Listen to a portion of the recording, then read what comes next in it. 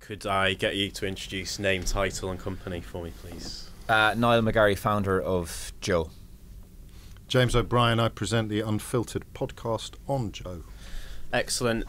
Thanks both for giving us the time to talk about these things. I just want to get a look at the success of Joe and specifically Unfiltered, and then maybe from both of you look at sort of some wider media trends. So what was the initial thinking for you, Niall, behind the concept of Unfiltered? What was like the light bulb moment where you sort of thought, this is the format and this is how we want to present it, especially in terms of thinking maybe something hour long? Yeah, I mean, I think with any good concept, often it comes from, do you have an idea for an individual first, and then you think, what could they do? So with James, we were a big fan of James. We'd come across James, like an awful lot of people, through his fantastic, almost rant-like Facebook videos, where he was very much the voice of Remain and the voice of sense, and they translated into the UK and Ireland, and I picked up on that and I went, this guy is good, this guy argues his point well, this guy is interesting. And we kind of said, look, Jesus, James O'Brien is someone we'd want to come and work for Joe. And then we went and met James. We kind of said, look, we want to do this idea, we have this idea, how do you get the best out of individuals? Because like you get people, high profile individuals like Gary Lineker, like Paris Lees, like all these different individuals, they come on for 8 minutes onto a TV show, plug a book and head off again. You have no idea, no concept what the individual is like deep down, what, you know. So we kind of said, let's let these people have big stories to tell. So if we could get an excellent interviewer to bring these people to life, someone that they respect, I think that's vital. I think, like, to be fair to James, that's really a huge thing he brings to us, is that they all respect him because he gets more out of them. I think if you have an interviewer who would be potentially intimidated by a high profile individual or well-known celebrity that struggle, whereas James doesn't have that intimidation factor. So we like James first and foremost, and then we kind of felt, let's get 45 minutes to an hour with these high-profile individuals. Let's find out why Gary Lineker, a footballer from the 1980s, has become the voice of liberal Britain and the voice of refugees. Let's find that out. And people don't know that story. I looked at the British media and seen nobody's talking about that. Everyone he's assumed the title, but nobody's talking about why. So I don't think we had reinvented the wheel. And it's funny, since we've come across there, a lot of people have said, didn't expect that from you guys. And my answer is, you didn't expect it from a new media outlet, because up until now, new media outlets were known for cat videos, dogs on treadmills and all that stuff that I've said publicly. Whereas we're trying to create this is essentially a traditional format. And traditional media does an awful lot of good things really well. And what we're trying to do is take the best of traditional and do it in a digital format. And traditional TV for years did long interviews. What we've probably done is extended the length. And also the podcast revolution, which I can talk about in a while, is very much back. It's huge. It's exploding because cars are connected. Bluetooth is almost in every new car. People are listening to 45-minute tailored audio and not listening to radio like they used to. They are the gym revolution, the health revolution has led to a huge uptake in tailored audio, because people want that thing for the workout, they want that for the walk, for the run.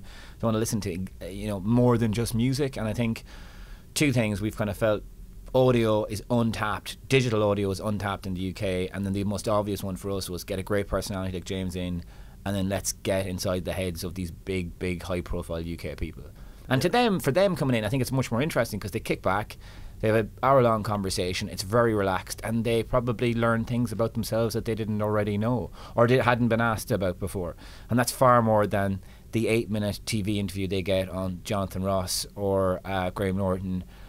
It's in-depth and it's about them, and it's been an absolutely resounding success. And so are you going into it with a very formulaic idea in mind of what you want? Have you got a set thrust, or is it because you've got the hour, it's more open? It's very much the latter. It's just 2020 hindsight's a wonderful thing. I'm not quite as confident as Niall to claim that it was all planned in advance. I think we've been very lucky for it to sort of emerge organically, because when they offered me this opportunity we were trying to work out what we could do together. Once I'd come to a proper understanding of what Joe was, which I didn't have before, and once I'd listened to Niall speak about the sector and what he thinks is going to happen in the future, I couldn't wait to get stuck in.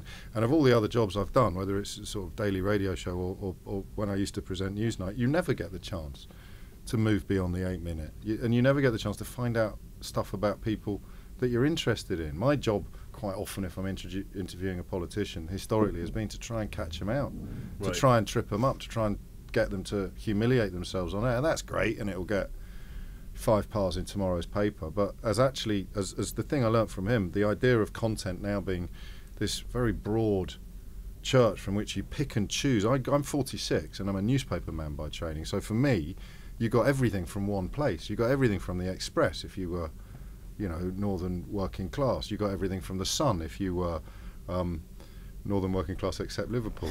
You got everything from the Telegraph if you were a high church Tory. You got everything from the Times if you were a member of the establishment. You got everything from the Mail. Whereas I realise now you get lots of different things from lots of different places. And I wanted to challenge the idea that younger consumers in particular have a short attention span, because in my experience that's nonsense. The idea that kids, anyone under the age of 40 can't concentrate for more than 6 minutes, I just thought was Horlicks, and I think we've proved that. Yeah. I hope we have. So then to ask you that, you know, at Fit we look a lot about the importance of content and quality content, and maybe people are bypassing this idea these days and they're just focusing on the distribution and what can I put out on the social. So how important is it that media companies are still producing quality, unique, original content? Massively important, and I don't think that's changed. I think what's happening here clearly is we're in the very early stages of social media dominating the media landscape and social media being the distribution channels. If you think about that, you know, Facebook, Twitter, Instagram, so on and so forth, all of these have only been around in earnest in the last 10 years, and even probably 5 years. The smartphone was probably the thing that made social media even bigger again. So I think we're in the embryonic phase of how these distribution channels affect people. And as part of that, I believe you'll be in 10 years' time looking at back going, do you remember when everything had to be 30 seconds? Because that's all we were told everybody wanted. Yeah. So you have a situation where we're all very reliant on the platforms. However, I believe platforms have become very reliant on publishers as well and content creators. But we listen to them because we're afraid to do anything otherwise. And I think what I would feel is that, you know, TV is not dead. It's just becoming a different type of process distributed through digital means. Radio is not dead. However, radio as a 2.5-hour format on an FM frequency is most certainly under huge challenging. But the concept of people listening to stuff has not changed, and the idea of people reading things. Like, I think someone senior in Facebook, could have been Sheryl Sandberg, said, we think the written word is going to be dead in 10 years. Like, it's not Facebook's world to say that. Can they have an impact? Absolutely. But the written word won't be, because there's enough people who want to get in-depth analysis of situations through the written word. And these people aren't necessarily book readers. It's not a case of, it's the bookworm brigade who want to read. I mean, most people of any age want to consume content in a variety of different means. So none of that has changed. So therefore, why would it be under this time constraint that the only thing we can produce is 30 seconds or 1 minute or less, or it doesn't work? Certainly, currently, if you're on Facebook or Instagram, well, Instagram is a brilliant example. The platform will only allow you a minute. Yeah. So, you know, that's going to change, because the more the demand comes on those platforms to become better, which will undoubtedly happen because another platform will offer a different process, they'll respond and they'll react. Certainly at the moment, we're in the era of short form video is stronger on social. The platforms want you to do shorter video. Like, interestingly, is that because it's better for them in terms of an advertising? They're still very much figuring things out. If you look at something like Facebook Live, a year ago, I was only talking to someone yesterday going, hey, when was the last time you saw an ice cream melting on Facebook Live, or someone trying to break a Nokia phone? Whereas a year ago, every media outlet was doing a kind of a quirky Facebook Live. No one's doing it now because Facebook have massively deprioritized Facebook Live, because they want to do watch. And they don't know how that's going to look or what it's going to see. But today they came out and said it's going to be a big challenge to YouTube. But ultimately that's going to be probably 35, 40, 50 minutes, and it's going to be all types of documentaries and so on and so forth. But the platform hasn't been built yet for how that's going to roll out. So we're a little bit in the dark. Facebook staff are definitely in the dark. Just don't listen there. Just listen. Just draw your own conclusions, was what I would say on that. So to go back to your question, long form and quality content will last. It has to, doesn't it? Or we're all doomed. It does. No, but even if I'm not looking at it from a purely journalistic perspective, I believe as a human. Yeah, I believe, like, people, like, if you look at Netflix, they're producing fantastic hour-long series, which have now become the new box sets. And new blockbusters as well. And new blockbusters and everything else. So, you know, the idea that, like, movies is a great example. Like, movies are 2.5 hour long. That's never going to change. No one's going to want to watch a 2-minute movie. That's not going to have a future. So content is always going to be in a lot of different shapes. We're in the early stages with these platforms, and therefore they're trialing things, we're trialing things. I think content is going to get longer and longer form. The thing is, duration, should I say? When new stuff happens, because I am old media really, when new stuff happens, there's a tendency of old media people to think it's going to replace, but it's not. It's going to exist alongside. Yeah. So actually, perhaps the prominence given to the very short stuff was because it was precisely the things that you could only do on the new platforms. It was something that the old platforms couldn't do, but actually long form stuff works on both, so they're not going to squeeze each other out. So one of the things I wanted to ask you was with regard to radio, which, you know, you'd probably be known for by a lot of people. Has that been given a bit of a renaissance from digital in a way? Radio, I mean, for me, again, I'd love to claim it was part of a master plan, but these viral clips of my LBC show were pretty much accidental. I mean, you know, we hired a fancy studio, but only because the building I work in is full of music radio stations, and I think that the original idea was that when Liam Gallagher comes in for an interview, or Ollie Murs or whoever it may be, they'll film it in HD, and those clips will then challenge the TV stations. But what oddly happened was it was the journalism, it was the clips of the speech station that ended up going viral to the tune of 3, 4, 5 million for my best ones. And that has focused attention on radio, but it hasn't changed the way we do radio.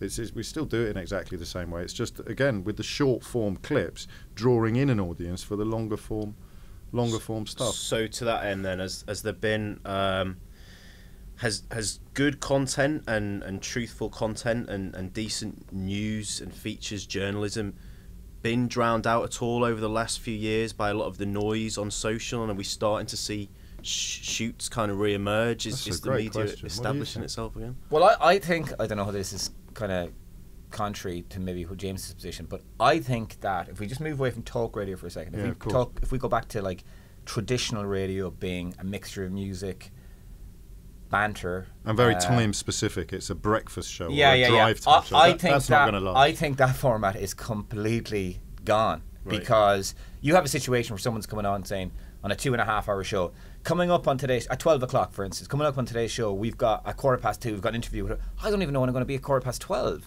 Like that is people's lives have got faster. Has technology aided that? Yeah, but like the idea that, because like distraction is a massive turning point for all this, right? Distraction. We were just distracted by our smartphones. Like that is a combination of social platforms and just a combination of what our smartphones enable us to do in terms of who we can contact, personal friends and so on and so forth, family and so on and so forth. So what's happened is the 2.5 hour radio show was all based on the idea you had a captive audience. So you had 100 workers on a staff floor in some place, and they were all loved to listen to person X at 12 o'clock, and they were there with them on the journey for the whole 2.5 hours. That experience is flawed.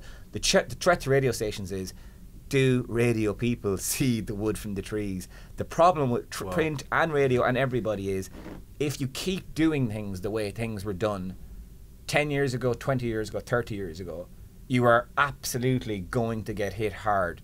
And radio stations are producing formats that worked in the 1990s and not haven't put enough prominence on what I feel the revolution in audio, which is tailored listening that you can hear. That's not appointment of view.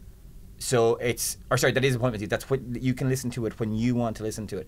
That to me is the huge difference. I'd agree with that. What bit would you not do? Because I know you were coming out with it. I think radio are doing a lot right. They might be coming to it a little bit later than you are, but there's no. But are they doing? They might be doing social right, but are they doing?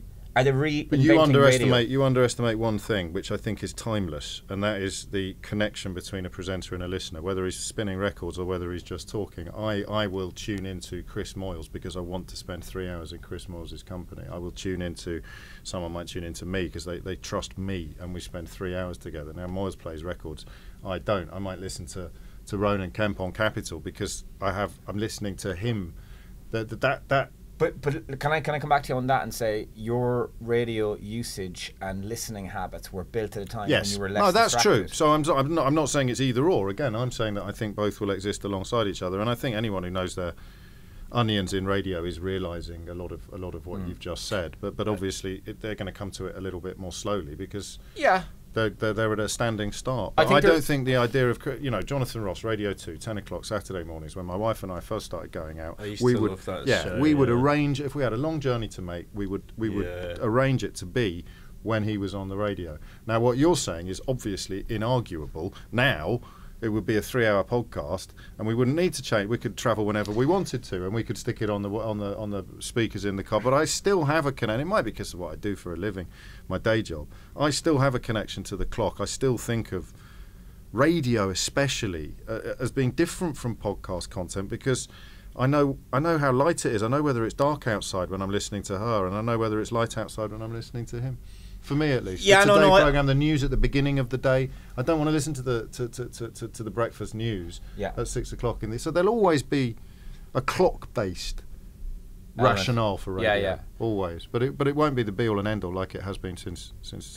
And I think mainly because I just think that the induction of teenagers into early adulthood now means that these guys and girls are just coming into a media world that has so many messages, so many different brands, and they are just naturally quite distracted as individuals because of the smartphone. You probably aren't going to be in that scenario where both of you guys fell in love with the Jonathan Ross show. I think that's a really good point. That hook is the challenge, and if you don't, because you're making your journeys alone.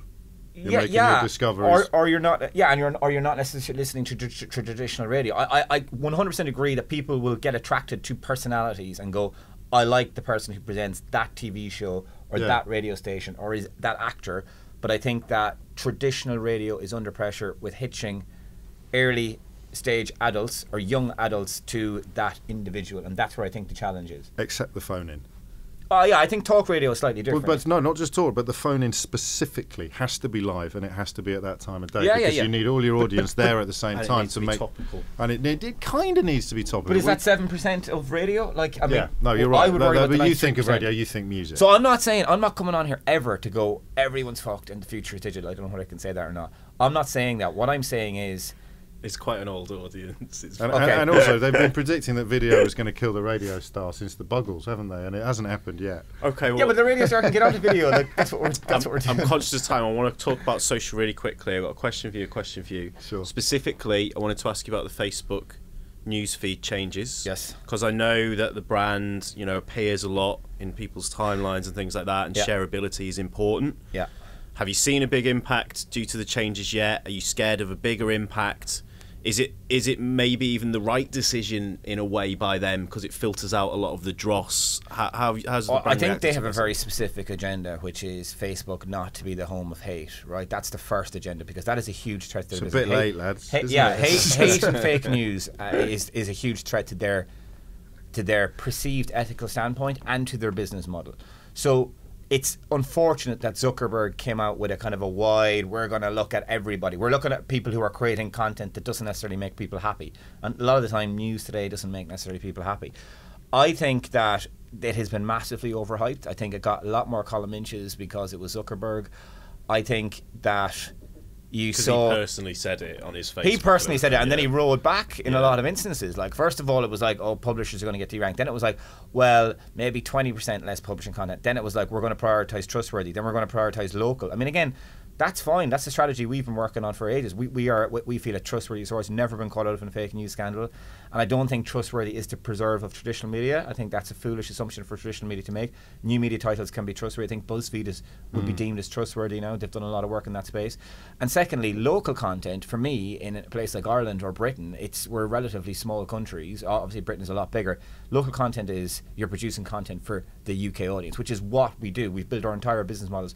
We're not trying to create a kind of a global editorial platform and hope people hook on to different things in loads of different countries. We're very focused on specific audiences. So we have not seen a drip off. In fact, the 5th of February was one of our biggest days on record. I think what it's done is it's made us change things. Community management is going to come back into play. So we are going to have somebody full-time responding to our commenters on Facebook. That's fascinating to me. Well, I'll tell you the main reason why is because, and this is Facebook try and get an algorithm which is a computerized system to solve human problems. Yeah. So in that situation, what they want to do is at a very base level, they need to prove that you're a real person and not, as James knows this industry probably even better than I do, not a fake, a bot, someone spreading hate. So by the simple fact that we can respond to people on our comment section shows that we're not a bot account, we're not spreading hate, we're not anything else. That's a very, very simple thing, but that is what they're trying to solve with an algorithm. Prove every news or publishing page, prove to us that you're human. You're not just some guy sitting in Eastern Europe, potentially, I'm being racist there, spreading racist agenda, propaganda. That is what they're trying to get, first of all. And then secondly, they're now deeming that a meaningful social interaction is ideally a comment, because a comment is deemed more noteworthy and you're really liking this content more than a like. A like has almost become too cheap. You're really engaged. You're really engaged. Now, here's the thing on Facebook, because I'll give you, like, they want to get rid of what's called passive consumption. Yeah. They created passive consumption. Passive consumption is autoplay videos. YouTube didn't have an autoplay video, and everything to watch everything on YouTube, you had to press play and decide you wanted to watch it. Yeah, and you're charging ad revenue against those 3 second. Yeah, of course. But that all started with the Ice Bucket Challenge. I mean, they are, Facebook are, when I say that. Oh, of course, yeah. So, well, Facebook have had multiple slapdowns on their video metric system, right? But they started with the Ice Bucket Challenge. That was the launch of video on Facebook. And then you went onto Facebook, and all of a sudden everyone's video was auto-playing. So everybody was passively consuming content. They hadn't made a conscious decision. So they want to take that out, because they're deeming that if you comment on a piece, that's you really engaged. They're also now deeming that a like is pretty much passive as well. So a lot of their metrics they're trying to earn out. Now, ironically, they've removed things called engagement bait. So engagement bait was something that in the last year popped up, which was the tag a mate meme. Oh yeah, right? It's frustrating, right? So they don't want that to be on their newsfeeds because it looks ugly. It looks a bit classless. Tag a mate who won't buy his round in the pub or whatever it is. But in a weird perversion of reality, they are now deeming that tagging a mate organically is the most meaningful social interaction you can have. Yeah, that's problematic, that specific algorithm, isn't it? Because companies like that have effectively exploited it, because they know that it becomes a comment. Completely. To such an extent that I saw a very, very well-known national print brand that James may not like doing videos on Facebook at the weekend, and they tried to hack the system with tag a mate written on the top of the video. Whoa. But so it's pure gamification. Yeah, well, people are always going to game the system because they think they don't view Facebook as, I suppose, they probably have as establishment or morals. And it is a bit of a Wild West territory. There is lots of things happening on Facebook, but to see a national media brand doing that is a little bit desperate. It's them overreacting. I think the main thing is community management comes back, commented stuff. I definitely feel it's good, and it's gonna promote good quality content. I had hoped it was gonna mean less dogs on treadmills. I don't think that's actually going to be the case, sadly, because they tend to perform very well with the Facebook audience. But Facebook have a lot of challenges. Massively aging demographic. Everyone's parents are on Facebook as well. And the biggest challenge they have is they want people to see more from friends and family. So the idea of a 22-year-old seeing more from his mum and dad on Facebook terrifies them, and possibly vice versa. And secondly, people aren't posting anywhere near as much on Facebook as they used to, because Facebook took their Facebook audience and they moved everybody over to Instagram. So if you're putting up a photo, let's get everyone onto Instagram. That's the place to put a photo. So if a 27-year-old is going to the gym, what are they lifting, what are they eating? They're posting it to Instagram, not posting it to Facebook. So now Facebook are left in a situation where, we want to go back to how it was, but people aren't posting to our platform as much anymore. So that's where publishers kick in. They need publishers to create content that people are going to actually tag a friend, engage, comment on. And that's why I'm kind of going, so this whole thing of Zuckerberg has taken news, if we've fallen out of love with news, we're breaking up with news, that's, to my view, completely not the case. Okay. So, moving, because I am conscious of time, I'll let you go. Okay. Moving from Facebook. It's moved to 45 minutes, not the 8-minute thing, You've got to get out of this short-term attention span idea. Moving from Facebook more to Twitter, I really wanted to ask you, from an editorial point of view, someone who has the shows and speaks regularly, it's become quite a prominent face, really, you'd say, connected to politics and stuff. I hope so. Social media's done wonders in a way for the debate, and for accompanying the phone in, and you can read tweets while you're going along, but equally, I see a lot of trolling going on, I see a lot of negativity. where do you think we're at with the social, specifically maybe looking at Twitter? Good, bad, helpful? I think it's magnificent. I mean, I barely acknowledge the downsides, but there's two problems with me answering this question. The first is that I've got skin like a rhinoceros. The second is I don't see a lot of it anymore, because with quality filter muting and blocking, you get rid of the usual suspects, as it were. But Right. when you look at replies to stuff that we've put out, you see this stuff. I don't. So I don't know how much of it is human. I was a little naive with the astroturfing and the bots and the orchestrated, certainly with relation to Brexit. I'll tell you when I realised something weird was going on. When the female lawyer who met with Donald Trump Jr. Is still under investigation by Mueller, but that bit of it is true. Bill Browder, who's been a guest on Unfiltered, is obviously one of the Kremlin's enemies. But the lawyer that met with Donald Trump Jr. tweeted something about my radio show, which is when you begin to wonder whether maybe there are forces at work with the trolling and the nasty side of social media that we're yet to work out. But the thing that worries me, and this is why I mentioned having rhinoceros thick skin, it's a bit like politics and people being put off going into politics by all the abuse and intimidation that politicians receive. What kind of person is going to be attracted to doing this job if you've got to have rhinoceros thick skin to do it? And social media perhaps deprives people of room to change their mind about stuff, because you have to pick a side and start shouting the odds pretty much from the get-go. So in a weird way, the debate that it's supposed to facilitate and the nuance and the middle stuff, it's kind of doing I the wonder, opposite. but again, it's all evolving. I mean, this idea that everything is set in stone and that is how things are going to be for the next 10 years, that's the biggest mistake anyone can make, I think. But yeah, I worry a little bit that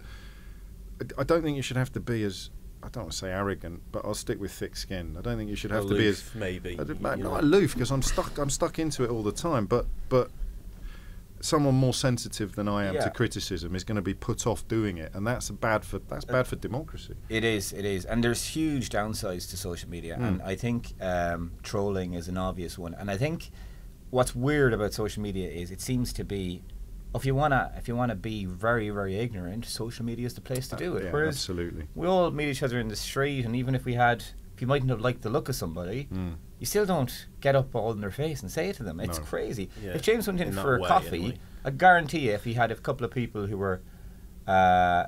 Brexiteers, not going to go up and shout in his face. I think that would be. Whereas on social media, it's like it's like almost like a calling card. It's almost it like feels so removed, basically, even though it's maybe not. Even though it's mainly not. If you do, I used to do this thing where I'd phone up someone if they sent a really vile text to the studio. I'd give them a ring during the travel news, and they were so embarrassed. This is exactly what you're talking about. It's as if they don't think that it's real, you know. And a lot of the people who get a lot of trolling, and nothing compared to what I get, people like Lily Allen, another Unfiltered guest, and the stuff she puts up with is unbelievable, or Diane Abbott or someone like that. But Niall's right, 99.9% of the people that send that stuff would not only never dream of doing it in real life, they'd be really embarrassed to have it kind of called out in the flesh, even if they've got their real name on their account. If they were in the room and asked to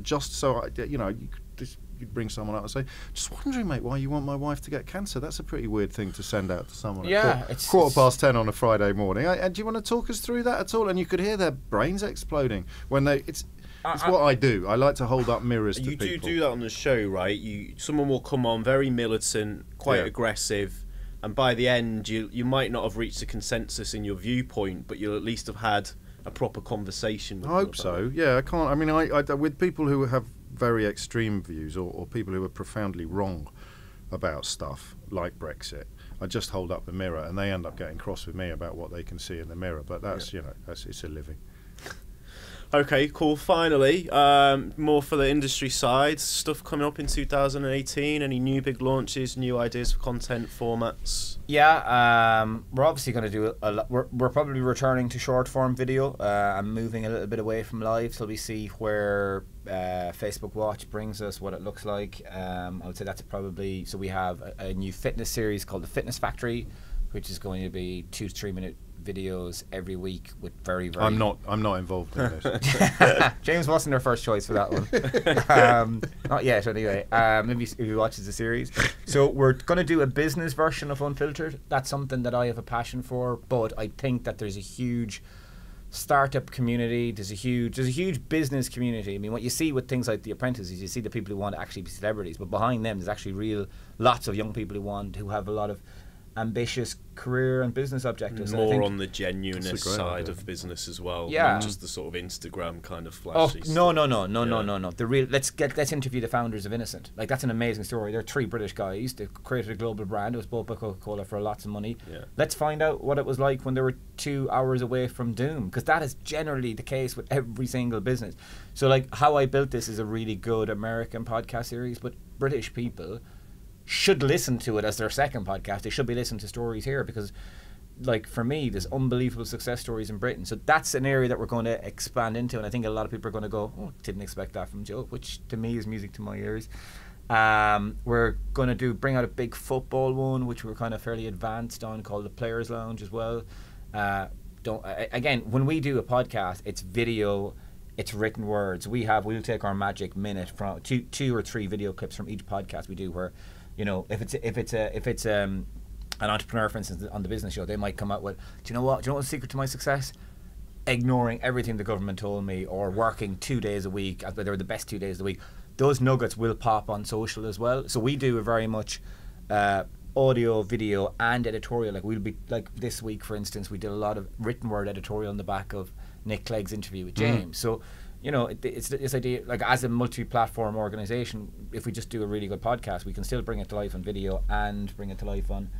And this cross-fertilisation is actually really special for me, because I haven't seen it work like this anywhere else. And the way that you can actually have a good read off the back of an interview that was conducted, not desperately hoping to get the trip, the trap, the gotcha, because that's not actually what engages people. What engages people is sustenance and nourishment and information and entertainment, possibly in that order. Whereas an awful lot of interviewing over the last few years has been done just to try and get that gotcha moment. How much is a loaf of bread? You know, trip over that, and he's just being carried out of the studio by his PR. Aren't I great? But this is the opposite of that, and that's partly because it works on all the different platforms. And that's been, to a large extent, one of the issues of media over the last few years. There's been a watering down. It's been a little bit about clickbait, and it's been about the kind of quick hits, whereas quality content, right, more long form. Yeah, and on clickbait's an interesting one, because it's the first thing that's thrown at new media organisations. Yeah, in theory, salacious headlines have been around. Clickbait is as old as a headline. Yeah, it is. And I think everything that goes out onto digital is designed to get people to read it. What is a headline? What is a headline? It's read this article. Yeah. I think, it is. I think what you've had lots of...